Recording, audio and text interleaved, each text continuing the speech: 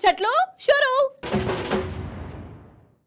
నిజంగా ఎంత మోసమొల్ల అబద్ధం ఆడితే అతికినట్టన్న ఉండాలి, అంతేగాని ఛీ ఎట్లా అబద్ధం ఆడబుద్ధి అవుతుంది, అసలు ఎట్లా నోరొచ్చింది అని మంది అనేటట్టు ఉండొద్దు. అంతేనా కాదా? గా రుణమాఫీల ముచ్చట చూస్తుంటే చాలా మందికి గిట్లనే అనిపిస్తున్నది.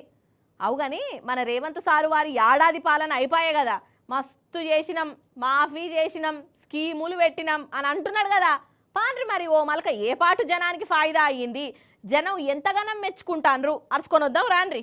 గోవింద గోవింద రైతు భరోసా గోవింద గోవింద గోవింద రుణమాఫీ గోవింద గోవింద గోవింద పెన్షన్ 4000 గోవింద గోవింద గోవింద కాంగ్రెస్ పార్టీ గోవింద గోవింద గోవింద రైతు భరోసా గోవింద గోవింద గోవింద రైతు భరోసా గోవింద గోవింద గోవింద రైతు రుణమాఫీ వెంటనే 2 లక్షల వరకు రైతు రుణమాఫీ వెంటనే, రైతు భరోసా వెంటనే. ఇన్నరా, ఇగో ఇది ఏడాది పాలనల రేవంత్ సారు వారు ఎగ్గొట్టి చూయించిన పర్ఫార్మెన్స్. వీళ్ళేదో మళ్ళా బీఆర్ఎస్ ఓళ్లే అని అనగల్లనులో ఈ షెయిపాటోళ్ళు. వీళ్ళకేం పార్టీలు లేనేలేవు. ఆదిలాబాద్ జిల్లా ముక్రా ఊరు రైతులు షేన్లకచ్చి రేవంత్ సార్కు ఇనబడేటట్టు మంచిగా అర్థమయ్యేటట్టు వాళ్ళ గోస చెప్పుకున్నారు. ఇక ఓ దిక్కేమో రుణాలన్నీ మాఫీ అయిపోయినాయి, రైతులు సంతోషంగా ఉన్నారు అని రేవంత్ సారు ముచ్చట చెప్తున్నాడు. మరి బ్యాంకుల చుట్టూ ఆఫీసుల చుట్టూ చెప్పులరిగేటట్టు తిరుగుతున్న వీళ్ళంతా ఎవరు మరి? వీళ్ళు రైతులు కారా? రుణాలు మాఫీ కాలేదని ఎంత రంది పెట్టుకున్నారు వీళ్ళు. బ్యాంకుల చుట్టూ తిరుగుడే కాదు, కాంగ్రెస్ లీడర్లు ఎమ్మెల్యేలు కనబడితే ఎక్కడక్కడ అడ్డం పడుతున్నారు రైతులు. పొట్టు పొట్టు తిడతాండ్రు, శాపాలు పెడతాండ్రు. అగో తుంగతూర్తి కాడ షెయి పార్టీ ఎమ్మెల్యే సామేలు సారు కంటబడితే రోడ్డు మీదనే నిలదీసిర్రు. అసలు మాఫీ చేయ శాతగానప్పుడు ఎందుకు ఉద్దర ముచ్చట్లు చెప్పాలే, ఎందుకు అబద్ధాలాడాలే అని శాపాలు పెడతాండ్రు. 2 లక్షలు మాయపడినారు కదా, మరి అన్నప్పుడు మాట అంటున్నప్పుడే ఉండాలి అని చేయలేదు. చేయకపోతే ఈ జనం పట్టుకోలేక పడలేక అని ఉంది, చేస్తేనేమో చేయదు. 2 కోట్ల జనం ఉన్నారు. రేవంత్ సారు కనబడతాన్రా ఇల్లు. సామేలు సారు నువ్వన్న చెప్పు సారు మీ రేవంత్ సార్కు గిట్ల గిట్ల సంగతి, మీరు చేసిన ఘనకార్యానికి రోడ్ల మీద కూడా తిరుగుడు అయితలేదు అని కండ్లకు కట్టినట్టు అర్థమయ్యేటట్టు చెప్పు సారు. అసలు ఈ రేవంత్ సర్కారు ఏమంట గద్దెక్కిందో, ఇక అప్పటి సంది ఈ రుణాలు మాఫీల మీద పూటకో మాట, రోజుకో రాగము తీస్తూనే ఉన్నారు. అసలు ముఖ్యమంత్రిది ఒక మాట, మంత్రులది ఇంకో మాట, ఎమ్మెల్యేలది వేరే మాట. అసలు ఒగలు చెప్పే ముచ్చటకు ఇంకొకళ్లకు సంబంధమే లేకుండా మాట్లాడి ఆఖరికొస్తే మందిని గిట్ల మట్పరిస్తున్నారు. ఇప్పుడు మీకు ఒక సిక్కు ప్రశ్న అడగాలి నానోళ్ళ, అడుగుతా. షాయిని ఎట్లా చేయాలనో మీకు ఎరకయ్యే ఉంటుంది కదా. షాయి చేయాలంటే పాలైతే కావాలి. మరి పాలను ఎట్లా తయారు చేస్తారు? పాలను తయారు చేయు విధానము ఏంటిది? ఏమైంది మల్లీశ్వరి, పాలను ఎవడన్నా తయారు చేస్తాడా? పాలు కావాలంటే ఆవు ఉండాలి, లేకుంటే బర్రె ఉండాలి, లేకుంటే దుకాణం పోయి పాల ప్యాకెట్ ఇవ్వమంటే వాళ్ళే ఇస్తారు అని అంటారా? అయ్యో కాదు కాదు, పాలు కావాలంటే ఆవు అవసరం లేదు, బర్రె అసలే అవసరం లేదు. అయినా పాలు తయారు చేయవచ్చు, గుట్ట గుట్ట తాగవచ్చు. గట్లనే చేస్తున్నారోలా కొందరు మహానుభావులు. చూడండి మరి పాలు గాని పాలు. అసలైతే లీటర్ పాలను 2 లీటర్లు వేయొచ్చు నీళ్లు పోసి, 2 లీటర్ల పాలను 3 లీటర్లు, అవసరమైతే 10 లీటర్లు కూడా వేసే మహానుభావులున్నారు కదా. కానీ పాల సుక్క లేకున్నా 500 లీటర్ల పాలు తయారు చేస్తాండ్రు. ఇగో ఈడ కుర్చీల ముఖం మార్చుకొని కూర్చున్న మహానుభావులు ఎట్లా అని అంటారా? ఇగో ఈసారి చూయిస్తాండు చూడుర్రి. ఫస్ట్ ముందుగా 40 రూపాయల థమ్సప్ బాటిల్లో ఉన్న ఈ ద్రావణాన్ని ముత్తంతా తీసుకోవలెను. ఇక ఈ ద్రావణం అంటే ఏమో అనుకోగలనొల్ల, కెమికల్ అట. ఇక దీంట్లో నీళ్లు కుమ్మరియవలెను. నీళ్లు కుమ్మరిచ్చినాక పాలవాసన వచ్చేటట్టు ఇగో ఈ టానిక్ ను పొయ్యవలెను. ఇక చిక్కగా తెల్లగా ఉండేటెందుకు ఈ పౌడర్ పొయ్యాలే. అటెనక పండ్లు దోముకునే బురుసుతోని ఇగో గిట్ల కలపవలెను. ఖతం, అయిపోయింది. సల్లని పాలు రెడీ.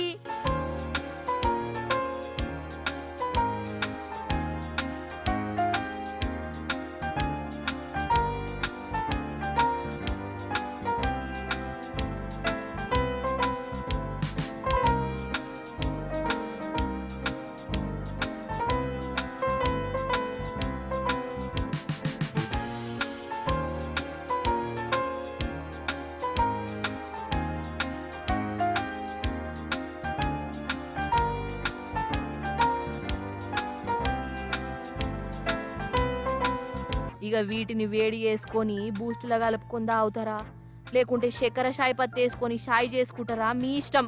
అగో ఉత్తరప్రదేశ్ రాష్ట్రంలో గిట్ల తయారు చేస్తాన్రోళ్ళ పాలను. అసలు పాల సుక్క లేకుండానే పాలు తయారు చేసి మందిని అంట కడతాన్రు. 1 లీటర్ కెమికల్ తోని 500 లీటర్ల డూప్లికేట్ పాలను తయారు చేస్తాన్రట. ఇక ఇవే అసలైన పాలు, పట్టు పాలు అని అనుకుంటా మందికి పంపుతాన్రు. ఇట్లా 1 రోజు 2 రోజులు కాదోల్లా, 20 ఏండ్ల సంధి ఈ దందా నడుస్తాంది. అంటే 20 ఏండ్ల సంధి వీళ్ళ దగ్గర పాలు పట్టేటోళ్ళు ఇవే పాలను తాగుతున్నారు అన్నట్టు. అసలు ఇసుంటోళ్లను ఏం చేయాలనో మీరే చెప్పుండ్రోల్లా. ఆఖరికి పాలను ఇగో ఇట్లా కల్తీ చేసుడేంది, పైసలు కమాయించేందుకు మంది పానాలతోని ఆడుకునుడేంది. పాలంటే చిన్న పిల్లల కోసమే పడతారు, వాళ్ళకే తాపిస్తారు. ఇక ఈ డూప్లికేట్ గాళ్ళ కడుపు నింపుకునేందుకు అన్నం పున్నం తెలవనోళ్లను గోస ఉచ్చుకునుడెందుకు? పాపం దాకదా? నాకైతే వీళ్ళను చూస్తుంటే బీపీ లేస్తున్నదోల్లా. వీళ్ళను ఏం చేసినా పాపం లేదు పా.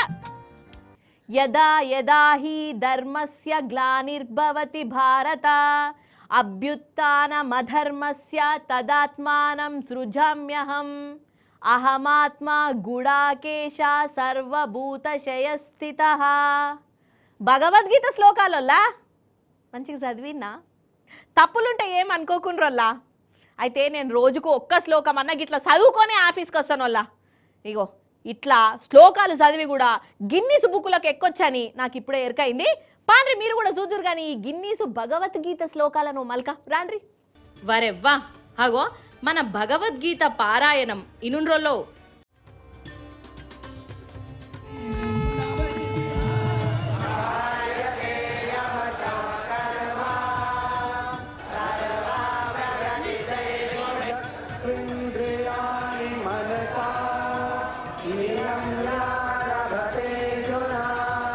ఒకళ్ళు కాదు, ఇద్దరు కాదు, ఒకటేసారి 5,000 మంది ఒకటే రాగంలా భగవద్గీత శ్లోకాలను చదివిర్రు. ఇక ఈ గీతా పారాయాన్ని చూసి గిన్నీస్ బుక్కోలే పరేషాన్ అయిపోయినరు, గిన్నీస్ రికార్డులకు ఎక్కిచ్చిర్రు. అయితే డిసెంబర్ 11వ తారీఖు నాడు గీతా జయంతి. ఇక మధ్యప్రదేశ్ రాష్ట్రం ఉజ్జయిని మైదాన్లా 5,000 మంది కలిసి భగవద్గీత పారాయణం చేసిర్రు. ఇక అక్కడి సీఎం సారి కూడా హాజరయ్యి గిన్నీస్ బుక్కోళ్ళు ఇచ్చిన ఈ సర్టిఫికెట్ ను తీసుకొని దిల్ ఖుష్ అయ్యిర్రు. निश्चित रूप से ये विश्व कीर्तिमान मध्य प्रदेश शासन संस्कृति विभाग की ओर से आप सबको हम समर्पित कर रहे हैं. माननीय मुख्यमंत्री doctor Mohan Yadav Guinness book of world record की टीम की ओर से ये विशेष प्रमाण पत्र प्राप्त कर रहे हैं इस विश्व कीर्तिमान का. श्रीमद् भगवद गीता के श्लोकों के सस्वर कंठस्थ पाठ का ये కలెక్షన్ కింగ్ నట ప్రపూర్ణ క్రమశిక్షణకు మారు పేరైన మంచు మోహన్ బాబు సారు ఇంట్లో మొన్నటి సంధి ఏమైతున్నదో చూస్తూనే ఉన్నారు కదా. నాకైతే ఎట్లెట్లనో అనిపిస్తున్నదోల్లా. ఆయన ఏ ఇంట్లో లేవు చెప్పుండ్రి, ఒక్కొక్కరి ఇంట్లో ఒక్కొక్క రామాయణం నడుస్తూనే ఉంటది. కాకపోతే మోహన్ బాబు సారి వారి కుటుంబం జర పేరున్న కుటుంబం, అందున విలేకరులను కూడా చాలా మర్యాదగా చూసుకున్నాడట. అందుకే కట్టే కొట్టే తెచ్చే లెక్క చెప్పుకొని వద్దాం రాండ్రి. అయ్యయ్యయ్యో, ఈ మంచువారి ఇంటి పంచాది డైలీ సీరియల్ లెక్కనే అవుతున్నది కాదోల్లా. నాకైతే బాధనే అనిపిస్తున్నదోల్లా. కాదా మరి? గంతగనం క్రమశిక్షణ గల్ల ఆ కుటుంబము బజాట్ల పడితే మోహన్ బాబు సారు దౌఖాన్ల వడే, చిన్న కొడుకుకేమో దెబ్బలు దాకే. ఈయనది ఆత్మ గౌరవ సమస్యనట. ఇక పెద్ద కొడుకు విష్ణుబాబేమో అమెరికా నుంచి దిగి నాయనకాడ ఉండి తమ్ముని తరీక మంచిగా లేదని బాధపడబట్టే. ఇక అంతకు ముందు కూడా మోహన్ బాబు సారు చిన్న కొడుకు పనులు మంచిగా అనిపిస్తలేవు, గుండెల మీద దన్నినట్టు వేసినావు అని ఆడియో మెసేజ్ కూడా పంపిండు. ఓ దిక్కు ఇట్లా నడుస్తుంటేనే ఇంకో దిక్కు బౌన్సర్ల లడాయి. ఇట్లా పూట పూటకు గంట గంటకు పంచాది మలుపులు తిరిగి ఇలేకర్ల మీదికి వచ్చింది. మోహన్ బాబు సారు రాత్రి ఇలేకర్ల మీదికి పోయిండు, మైకు పట్టుకొని పట్ట సరిచిండు. పాపం ఆ విలేకరి కూడా ఇగో ఇప్పుడు దావుకాన్ల పడ్డాడు.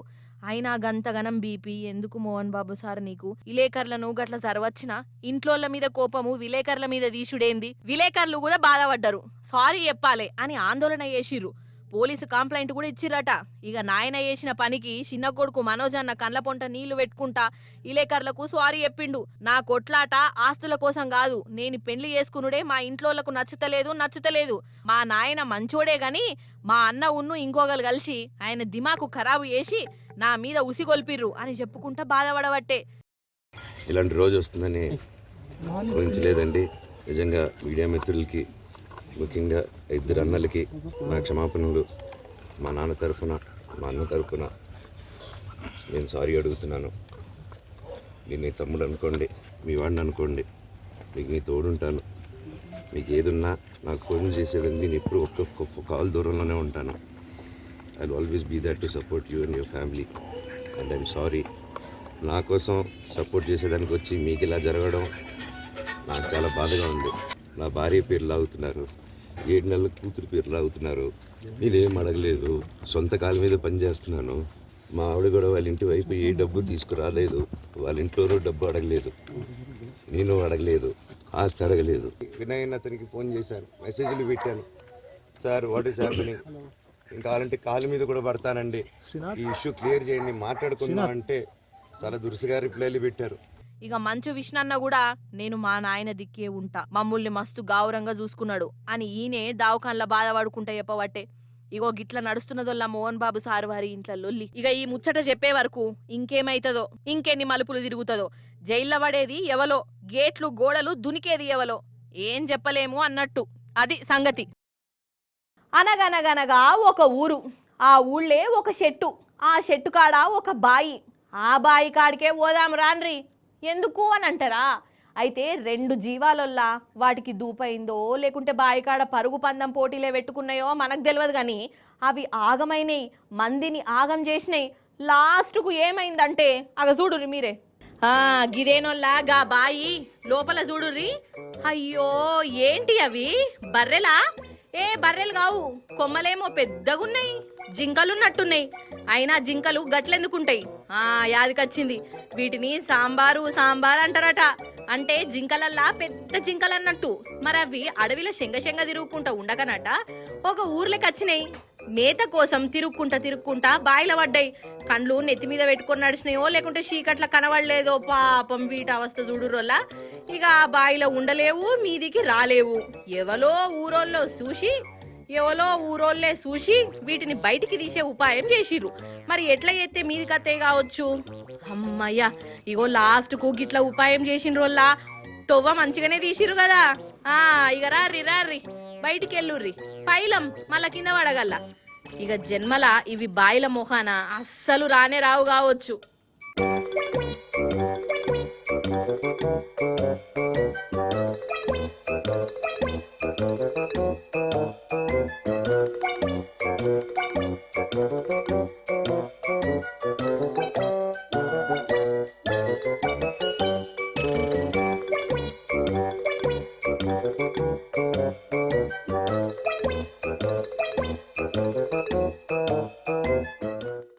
ఇవన్నట్టోళ్ళ ముచ్చట్లు.